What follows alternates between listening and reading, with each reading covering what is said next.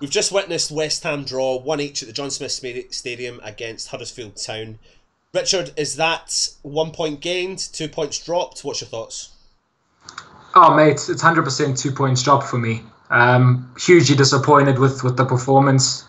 Even when they scored the goal early on, I still expected us to ram back and win the game comfortably. So I'm bitterly disappointed. You're looking at a team like Huddersfield who only scored 5 goals all season. Couldn't buy a win all season, and we've gifted them a point. So yeah, it's an opportunity missed, and this is why I get frustrated, because this is a chance for us to win two on the bounce. Just to get some momentum going into the City game.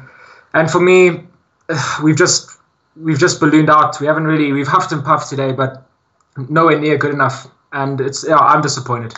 Yeah, I get your frustration, mate. I think it's really tough. We want to get back-to-back games, victories under our belt, especially coming into this run-in that we keep talking about, that we keep licking our lips about.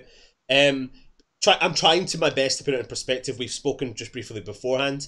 I'm not so negative about this, because considering we got sucker punched with that goal 6 minutes into the game from Huddersfield, which probably went against the plan.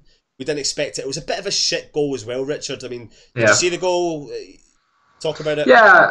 I mean, look, it's a snapshot from just on the edge of the box, maybe just a bit outside the box, and he's just taken it early, and he's caught Fabianski off guard, and it's just trickled in because Fabianski was wrong-footed, he couldn't get down. But I took it on the chin. We're going to concede some goals like that. There's nothing much we could have done about it, but I still expected a response, especially in the first half, and we didn't see that, unfortunately. Unfortunately, we didn't. Team lineup, we got what we probably expected. I've wanted some changes, but it never happened. So we went unchanged, and we packed out the midfield. We packed out the midfield, which is what we do against all the big clubs, to try and shut them down as much as we possibly can. But we're coming up against these teams, in my opinion, that we need to go out and just go for it. And to be fair, Richard, if we had gone for it from the minute one, the result could have been different. What was your thoughts on the team lineup and the formation? You've stated it. Let's remind you. You've stated that Huddersfield have only scored 5 goals this season. So we set up In to pack out. the whole season, Yeah, they yeah. scored five. Yeah. So we set up to pack out our midfield. Explain that to me. Can't really explain that, mate. Look, even with the side we put out today, I think not changing too much from the Burnley game is not a bad idea. We've beaten Burnley. Why change a winning formula? But it did worry me seeing Rice, Obiang, and Snodgrass in the middle of the park. There's not enough creativity there. And every time the ball got into the midfield, it came straight back to Diop or straight back to Balbena. There was no penetration going forward. So yeah, we dreadfully miss Manuel Lanzini, because that's the man that's able to take the ball from the back and get it to the likes of Arnautovic today. He was so isolated. He had to come so deep. So, I mean, you can understand why Pellegrini wouldn't change it. I still think, on paper, that side has got to be beating Huddersfield, regardless of that. Just briefly though, the winning formula wasn't the starting lineup from last week. The winning formula was the change that came in, and that was the winning formula that made us win the game last week.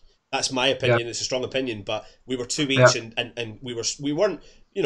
Burnley came into the second half for 15 minutes last week, but the minute he made that change was the minute that West Ham went on and won the game. They committed and got on the game. The attack formation, it was fantastic from the 60th minute onwards last week. Obviously in the first half as well, but this week, in my opinion, we knew that Huddersfield were going to be up for this. We knew that they won their game last week. That's always going to go against West Ham. They had a bit of momentum, but we also had momentum. My biggest issue here is, if you look at within the first 10 minutes, Huddersfield were pressing. We're pressing West Ham, and obviously Wagner went out and set up and said, let's go to them, let's take it toe to toe. Let's put the pressure on them, forcing them. And by doing that, because we pack out our midfield against a side like that, we find so many players behind the ball, so when the ball moves forward, Arnautovic is up top himself, and there's no one there to support him again, against a team of what you have said at the start, who don't score goals, who have not been performing well. We set up in the most wrong, in my opinion, the wrong formation. And for me, we'll talk about it in a second, the minute we moved into the second half, and I'm not even talking about the one player in particular, it's just bringing a player on to support Arnautovic. The minute he gets that support, we see a different West Ham side. We absolutely did see a different West Ham side today. Yeah. Mate, even with the side we lined up with today, if you have to play according to a formation. In the first half, there was just no pressing from our side, no intensity, and you said it. We were behind the ball, no intensity. They wanted it more than we did. We knew that they were going to fight today. It's Huddersfield; they fight for everything because they don't have quality. Let's face it. And unfortunately, we should have known. Pellegrini should have known during the week. Listen, lads, we're playing Huddersfield. We have to fight. Yep. Because it's not going to be a rosy game where we're just going to roll them over. It's never going to be like that. We had to fight. Second half, though, as you've mentioned, credit Pellegrini. He went all out and he made the changes. And I like that about him. When he sees something isn't working, he changes straight away. He doesn't wait till the 80th minute, 70th minute to make a change. And it did make a difference. Correct. It really did make a difference. Unlucky for Diangana. I think he was just the man that had to get sacrificed. But it was he didn't have a bad game up until then. He didn't. And there's a good point. I think again, the reason we're sitting here and we're not managers is there's a reason for that. But when you're watching the game so many weeks in and weeks out, and you're thinking to yourself that the informed player just now is Diangana. So I think it's really harsh that he was the one that substituted, because for me personally, the player that should have been substituted for the second week in a row, which he was later on, was Obiang. I think it was the wrong one because we lost a little bit of that flair on the right hand side the minute he came off. And a lot of the reliance came through to Anderson again, which I think that's what balances out when West Ham are performing really well. So you're right. I'm delighted that Pellegrini has no nonsense, changes it, but it's just always that little bit like you're like, oh, why? Because what happens if Diangana was able to last that whole game, and Obiang, who he did substitute later on, it could have been the more flair attack. Anyway. We've discussed the starting lineup. You were happy with the thing. I mean, I'm happy, but I wanted to see something different, especially lining up against the Huddersfield. First half wasn't the greatest of performances by West Ham at all, by no means. And like you said, we got sucker punched by that goal. Fabianski traipsing across the thing. Although we did have a chance, Arnautovic 1-on-1 against the keeper. What were your thoughts? I thought he was going to bury it. I mean, he puts those away in his sleep. Credit to Lossell. Got a good hand to it. It's a good save. People did say that Arnautovic could have maybe perhaps squared it to Anderson, but that would have been a 50-50 chance. So for me, Arnautovic has to go for it. He gave the keeper the eyes. It's a decent save. But other than that, he didn't get much service after all. So he was very frustrated. And by the end of the game, he threw his hands up in there when the final whistle went. He was just hugely frustrated. And you look at chances in the second half, Anderson, great goal. Credit to him. But I was still disappointed with his performance today. There were two times when one simple through ball would have put Arnie away and he would have been 1-on-1 with the keeper. And it was poor ball from Anderson. It was, And for me, it's those little things in the final third. It's little tiny things that we need to get right, that we're not getting right at the moment. And that's why we're drawing to Huddersfield. So, look, it's a point away from home. I will take it. I'll have to take it because we were losing the game. So well done for getting back in. But again, it's just that opportunity missed, and I can't get away from that fact. That's what's annoying me the most. There is a bit of an element. There's still an element that we, as West Ham fans, are thinking: does Pellegrini know his starting 11 or his formation? I'm not faulting him for it because of injuries, but. Do you get that feeling that he doesn't 100% know where he's going to line up, how he's going to line up each game? Because that's 2 weeks in a row, very early on, he has switched formations, changed substitutions very quickly, very early on, and we've seen a different West Ham. I think his backline's fairly solidly nailed down. In the midfield's where all the changes seem to be happening, and it doesn't help when your captain gets suspended for 3 games, so he's obviously had to make that change. Yeah. I think he's a lot closer to knowing what his starting lineup is than at the beginning of the season. Beginning of the season, I don't think he had a clue. Now he definitely has a better idea, but I think he's still not sure because going into next week, he's thinking, do I start two up front? Do I start Hernandez and Arnautovic because of how isolated Arnie was in the first half? So he's got that conundrum. I still don't think he knows what his best side is. But he knows as well that he's got Manu coming back. So he's got that in his mind as well. I've got Lanzini coming back. I've got Carroll coming back. So he does. I'm not sure he knows. Yeah, it's a tough one because it's City up next, isn't it? Yeah. And I mean, for me, the way we started today is the way we should start. The starting lineup is the starting lineup I want to see. Is where you pack out the midfield because we know what Man City are capable of. They're going to go out and try and smash teams this year again, like they've been doing for the past couple of seasons. and we are capable of doing it. Although I'm confident in our defence because, to be fair, that's when we're not conceding, we're still conceding, but it's not been as much as previous days, I suppose you could say. Yeah. But when it comes down to games like or teams like Man City, we need to be packing out the midfield. Oh, this is not a Man City. 100%, yeah. Moving into second half, we did see a change. He made the change. He's made a few changes. We've obviously seen. Sorry, I'm just having to do something here on the computer. He has done a few changes, and we've seen a better performance from West Ham.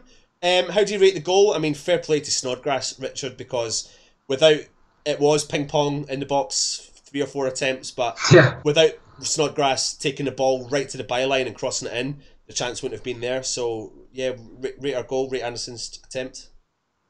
This is what frustrates me so much because we can see how good Anderson can be. I mean, the way he's nutmegged that player to get through. Brilliant ball for Snodgrass, the reverse ball, fantastic. Snod's done brilliantly to get to the byline, chips it up, ping pong in the box. Arnautovic has a shot, Chicha has a shot, Antonio has a shot, and then Anderson just buries it. Great finish, fantastic finish.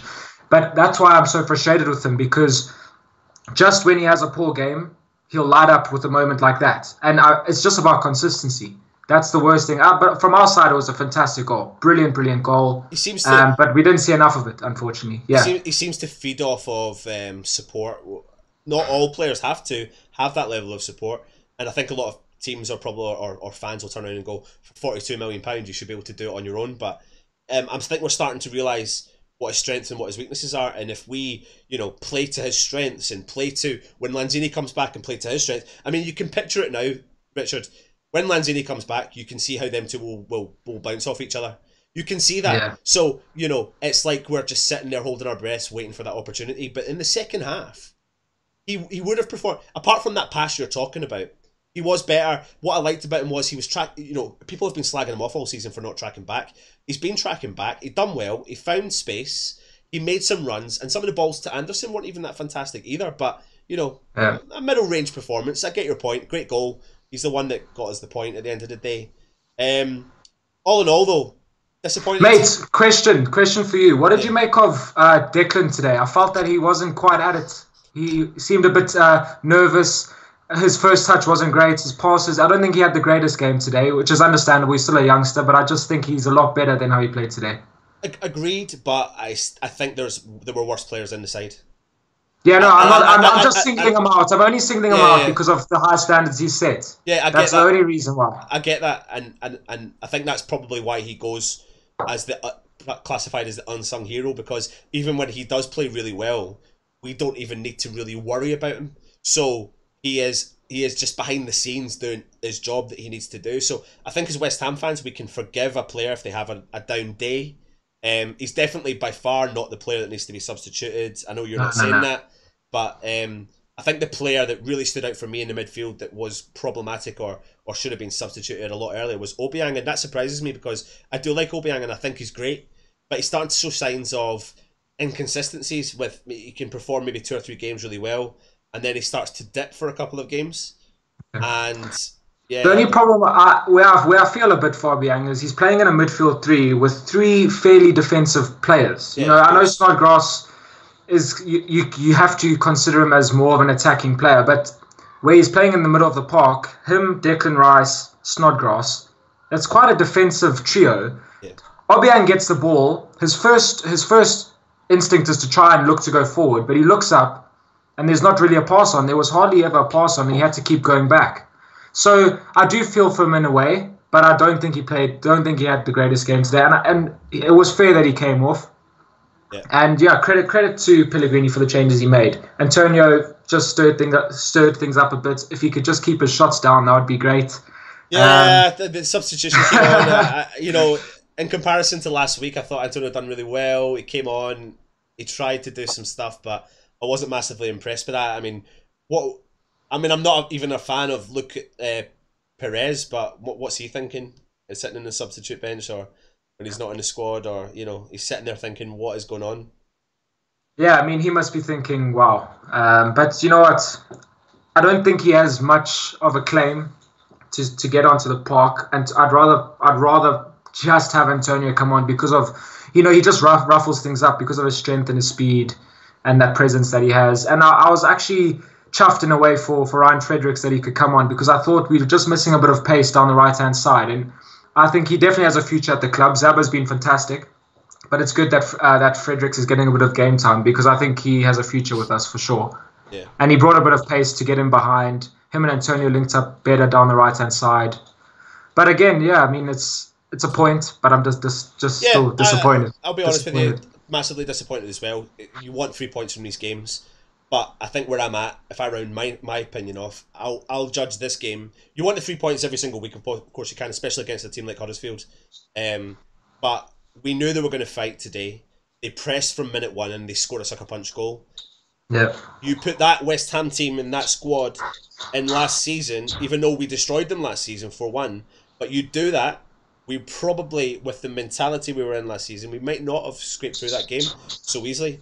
And I'll judge it. I'll judge that result at the end of December. And if we've not got great points, then I'll look back at the Huddersfield game and go, that's where we should have got the fucking points. In saying that, though, I mean, Huddersfield hit the bar twice.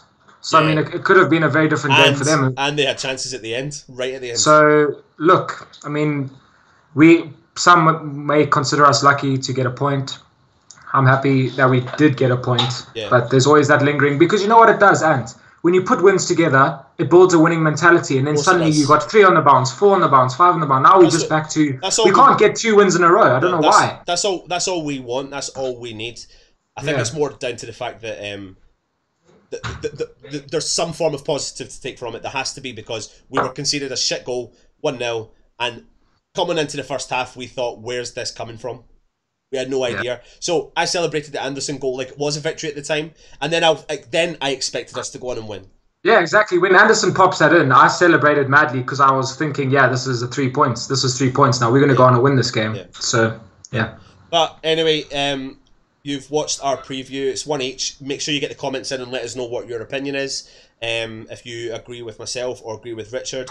For me personally, though, we go into Man City. We set up with the original formation that we do. But moving into the game after that against Newcastle, we have to change, in my opinion, change the formation. Doesn't matter if we're home or away. We need to go out and attack these teams, because for me, that's what's stopping West Ham in progressing. We're not going out there and we're not attacking these teams so well. And Richard, you said it earlier on.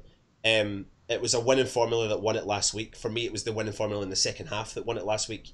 And sure. For this week, it's the formula that made us draw the game this week. Because if we'd have continued with the first half, we would have won that game today. Or even. I mean, it's also just intensity. I look when there's 3 minutes left, and the ball goes out for a throw-in, and our players are walking over to get the ball. There's no intensity. There was no one in that side that really looked like they wanted to win the game today. Yeah. You know, with 3 minutes left, you think that guy would be running into the corner, getting that ball from the ball boy and saying, let's go. Even Fabianski was taking his time on goal kicks. It almost looked like we're happy to take a point. And as West Ham fans, with Pellegrini as our manager, having just spent over 100 million, I can't accept that. I cannot accept that mentality against a team like Huddersfield. Richard, what's it like to be a West Ham fan? Because considering me and you done the review video last week against Burnley, and now look at us, look at the state of us. It's like we've got grey hairs growing out of everywhere. We've got as many grey hairs as what Stell's got grey as well. Like, you know.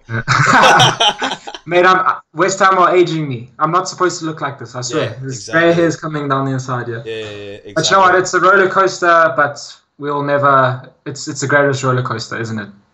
Yeah. Wow. It makes us mad, it makes us happy, makes us insane, but you know what? It's a West Ham way, isn't it? It is the West Ham way, mate. Anyway, like I said, make sure you subscribe to our channel, get on board with the Sports Club, look at Umbro, look at the Red Man of London. We have given you... Support Baz.